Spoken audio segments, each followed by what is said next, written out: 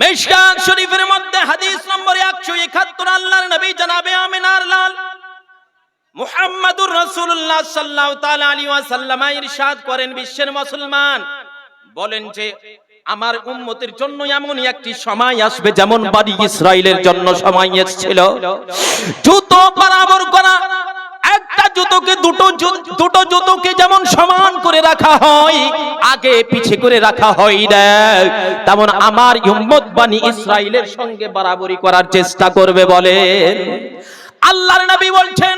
এমন পর্যন্ত যদি বনি ইসরাইলের মধ্যে কোনো পাপী ব্যক্তি নিজের মায়ের সঙ্গে ব্যভিচার করে থাকে, অন্যায় করে থাকে, জিনা করে থাকে, আমার উম্মতের মধ্যেও এমন পাপী তৈরি হবে নিজের মায়ের সঙ্গে জিনা করবে, পাপ করবে। বনি ইসরাইল 72 দলের মধ্যে বিভক্ত হয়েছিল।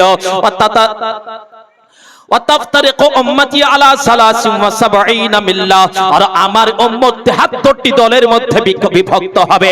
কুল্লুহুম ফিন্নার, প্রত্যেকটাই জাহান্নামে যাবে ইল্লা মিল্লাতান ওয়াহিদা, কিন্তু একটি দল জান্নাতের মধ্যে যাবে।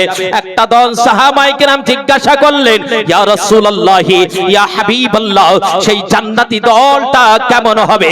তারা কে? আল্লাহর নবী বললেন, যারা আহলে সুন্নাত ওয়াল জামাত হবে, সুন্নি মুসলমান হবে, আমার কিংবা সাহাবার সুন্নাতের প্রতি আমল করবে, তারাই হবে জান্নাতি।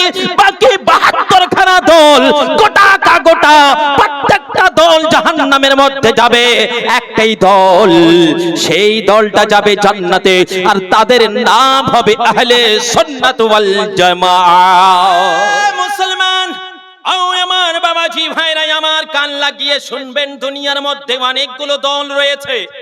ওয়াহাবি রয়েছে, দেওবন্দি রয়েছে, কাদিয়ানি রয়েছে, সালাফি রয়েছে, আহলে হাদিস রয়েছে, রাফিজি, শিয়া রয়েছে, 72টা দল আরো রয়েছে। সবাই নিজ নিজকে বলে আমরা জান্নাতে যাব, কিন্তু তারা নিজের নাম নিজেই রেখেছে। আর আমরা আহলে সুন্নাত ওয়াল জামাত, আমরা আমাদের নিজের নাম নিজে রাখিনি।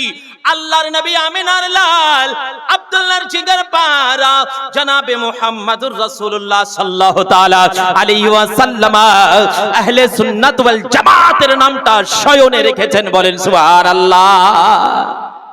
তাহলে আমাদেরকে সুন্নি মুসলমান হইতে হবে, সুন্নি মুসলমান হইতে হবে। আহলে সুন্নাত সুন্নি দুটো একটাই কথা।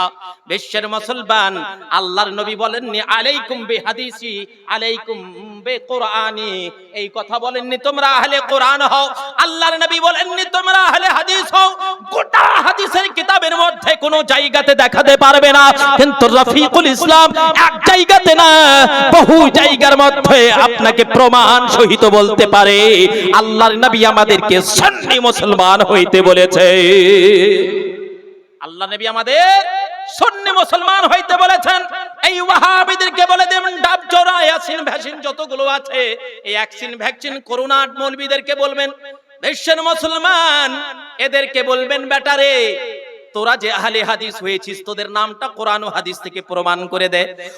মরবে ওর বাবা, মরবে ওর বাবার বাবা, বাবার বাবা, বাবার বাবা, বাবার বাবা, সবাই মরে হয়ে যাবে বাবা, নষ্ট নষ্ট নষ্ট, কিন্তু আজ পর্যন্ত প্রমাণ করতে পারেনি, আর কাল কিয়ামত পর্যন্ত প্রমাণ করতে পারবে না। কি প্রমাণ করে দেখা যে আহলে সুন্নাত ওয়াল জামাত বাদ দিয়ে অন্য কোন দল হওয়ার কথা নবী মুস্তাফা স্বয়ং নিজের কোরআন কোন হাদিসের মধ্যে বলে প্রমাণ করতে পারবে না। কিয়ামত চলে আসবে, কিন্তু তারা নিজের দলটার নাম প্রমাণ করতে পারবে না।